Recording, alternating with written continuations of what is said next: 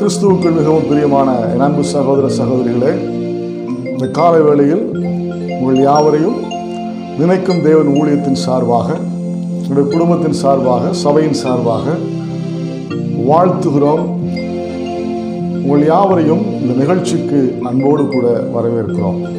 இதனாலில் உங்களோடு கூட கர்த்தருடைய வார்த்தையை பகிர்ந்து கொள்வதற்கு முன்பதாக ஒரு பாடலோடு இந்த நிகழ்ச்சியை நாம் ஆரம்பிக்க இருக்கிறோம். நீங்கள் யாவரும் இந்த பாடல் தெரியும் என்று சொன்னால் எங்களோடு கூட சேர்ந்து பாடி தேவ நாமத்தை மகிமைப்படுத்த உங்களை அன்பாய் கேட்டுக்கொள்கிறேன்.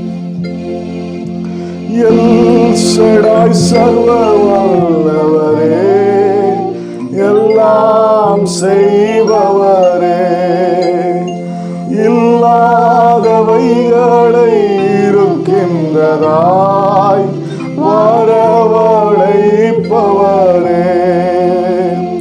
எல் ஷடாய் சர்வ வல்லவரே, எல்லாம் செய்பவரே, இல்லாதவைகளை இருக்கின்றதாய் வரவழைப்பவரே, ஆபிரகாமுக்கு செய்தவர் எனக்கும் செய்ய வல்லவர், ஆபிரகாமுக்கு செய்தவர் எனக்கும் செய்ய வல்லவர். வேதாகமத்திலிருந்து ஒரு வேத பகுதியை வாசித்து தொடர்ந்து நாம் கர்த்தருடைய வார்த்தையை தியானிப்போம். என்னாகமத்தின் புஸ்தகம் 17ஆம் அதிகாரம் 8ஆம் வசனத்தை வாசிக்க கேட்போம். ஆரோனின் கோல் துளிர்த்திருந்தது, ஆரோனின் கோல் துளிர்த்திருந்தது, அது துளிர்விட்டு பூ பூத்து வாதுமை பழங்களை கொடுத்தது, வாதுமை பழங்களை கொடுத்தது. எனக்கு அன்பான தேவனுடைய பிள்ளைகளே, இந்த குறிப்பிட்ட வேத பகுதி சொல்லுகிறது ஆரோனுடைய கோல் துளிர்த்தது. இதற்கு மேலுள்ள வசனங்களை வாசிப்போம் என்று சொன்னால், ஆரோனுடைய தனிப்பட்ட வாழ்க்கையிலும் அவரது ஊழியத்தின் பாதையிலும் அவன் தொடர்ந்து முன்னேறி செல்ல முடியாதபடி பலவிதமான நெருக்கங்கள் அவனுக்கு வந்ததை குறித்து நாம் பார்க்கிறோம். இப்பொழுது ஆண்டவராகிய தேவன் மோசேயினிடத்திலே ஒரு காரியத்தை சொல்லுகிறார். 12 கோத்திரத்தினுடைய பிரபுக்களிடத்திலிருந்து ஒரு காய்ந்து போன ஒரு குச்சியை கொண்டு வந்து, வாதுமை குச்சியை கொண்டு வந்து ஆசரிப்பு கூடாரத்தில் வையுங்கள், யாருடைய கோல் துளிர்த்திருக்கிறதோ அவனை நான் தெரிந்து கொண்டிருக்கிறேன் என்று சொல்லி நாளை விளங்கும் என்று சொல்லி கர்த்தர் சொன்னார். இந்த வார்த்தையை நம்பி 12 குச்சிகள் கொண்டு வந்து ஆசரிப்பு கூடாரத்தில் வைக்கப்பட்டது. பொழுது விடிந்து பார்க்கும்போது ஆரோனுடைய கோல் துளிர்த்தந்தது. வேதம் சொல்லுகிறது, கர்த்தரால் தெரிந்து கொள்ளப்பட்ட மனுஷனுடைய கோல் துளிர்த்திருந்தது. பிரியமான கர்த்தருடைய பிள்ளைகளே, உங்களுடைய வாழ்க்கையிலே ஒருவேளை பட்டு போன அனுபவத்தை போல எல்லாவற்றையும் இழந்து எந்த விதமான நம்பிக்கை இல்லாமல் இருக்கலாம். ஆனால் வேதம் சொல்லுகிறது, ஆரோனுடைய கோல் துளிர்த்ததை போல உங்களுடைய வாழ்க்கை துளிர்க்கும், உங்களுடைய நம்பிக்கை துளிர்க்கும். ஒருவேளை எல்லாவற்றையும் இழந்து கண்ணீரின் பாதையிலே அடுத்து என்ன செய்ய போகிறோம் என்கிறத தெரியாமல் தற்கொலைதான் முடிவு அல்லது இனிமேல் வாழ்வதில் அர்த்தமில்லை என்று சொல்லி நினைத்து கொண்டிருக்கலாம்.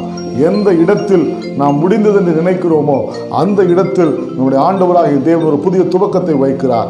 அவருடைய கோல் துளிர்த்ததை போல உங்களுடைய வாழ்க்கை துளிர்க்கும் என்று கர்த்தர் சொல்லுகிறார். இந்த நாளிலே நீங்கள் எதை நம்பிக்கொண்டிருக்கிறீர்கள் அல்லது எதை எதிர்பார்த்து கொண்டிருக்கிறீர்கள், அப்படிப்பட்ட காரியங்களை வாய்க்க செய்ய என் தேவனால் முடியும். நீங்கள் ஆண்டவரை விசுவாசித்து பாருங்கள். நீதிமொழிகளிலே வாசிக்கிறோம், நிச்சயமாய் முடிவுண்டு, உன் நம்பிக்கை வீண் போகாது.